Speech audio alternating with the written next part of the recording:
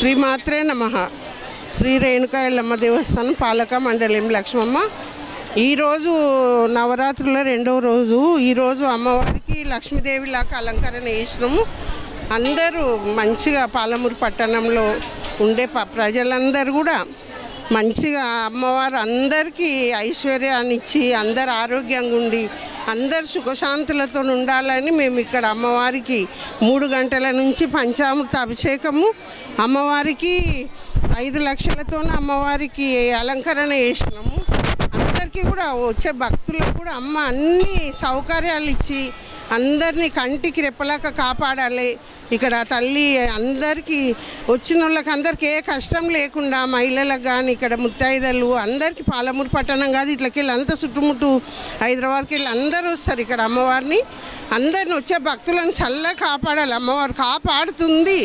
ఎందుకంటే ఇంత జనాలు ఇప్పుడు ఇంత టైం అయినా కూడా ఎవ్వరు కూడా విసుక్కోకుండా ఇంతసేపు అమ్మవారి కోసము అందరు సేవ చేసుకొని ఇంత టైం అయినా పిల్లలతో వచ్చి కూడా ఆగి అమ్మని దర్శనం చేసుకొని పోతున్నారు.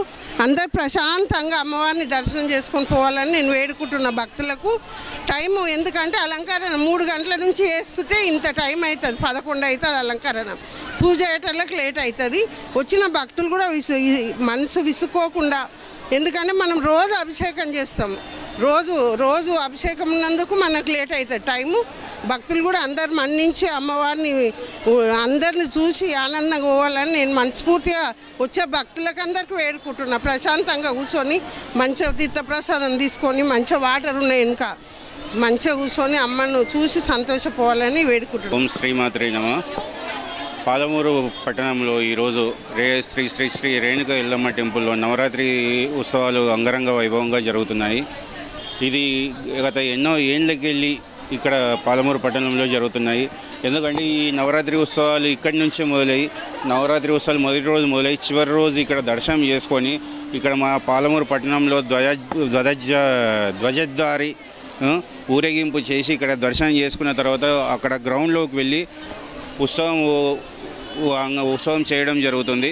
అదేవిధంగా పాలమూరు పట్టణంలో ఎన్నో ఏళ్ళుగా ఈ కిషోర్ కుమార్ గారి వారి ధర్మకర్తలు వీళ్ళు వాళ్ళ లక్ష్మమ్మ గారు కానీ వాళ్ళు గుడి ధర్మకర్తలు ఎలాంటి ఇబ్బందులు లేకుండా భక్తులకు అన్ని సౌకర్యాలు కల్పిస్తూ అదేవిధంగా రోజు దినదినాభివృద్ధి అన్నట్టు ప్రతిరోజు ఇంకా ప్రజలు పెరుగుతున్నారే తప్పిస్తే ఇక గుడికి తగ్గడం అనేది ఎక్కడ కనిపించడం లేదు. ఎందుకంటే నేను ఇప్పటికీ దాదాపు 15 ఏళ్ళ నుంచి వస్తున్నాను. ప్రతి మంగళవారం లక్ష్మీదేవి రూపం రోజు నేను వస్తాను. ప్రతి శుక్రవారం ఇక్కడ దర్శనం చేసుకుంటాము. అదేవిధంగా భక్తులకు ఎలాంటి అసౌకర్యాలు కలగకుండా వాళ్ళు ఎలాంటి మనసుకు నొచ్చుకోకుండా ఈ ఉత్సవాలను అంగరంగ వైభవంగా జరిపించడం జరుగుతుంది. వారికి ఎల్లవేళ అమ్మవారి ఆశీస్సులు మరియు ఈ పాలమూరు జిల్లా ప్రజలకు ఆ రాష్ట్ర ప్రజలకు అందరికీ ఎల్లమ్మ తల్లి ఆశీస్సులు ఆ మహాలక్ష్మీదేవి ఆశీస్సులు ఉండాలని మనసారా కోరుకుంటూ ఓం శ్రీమాత్రే నమః.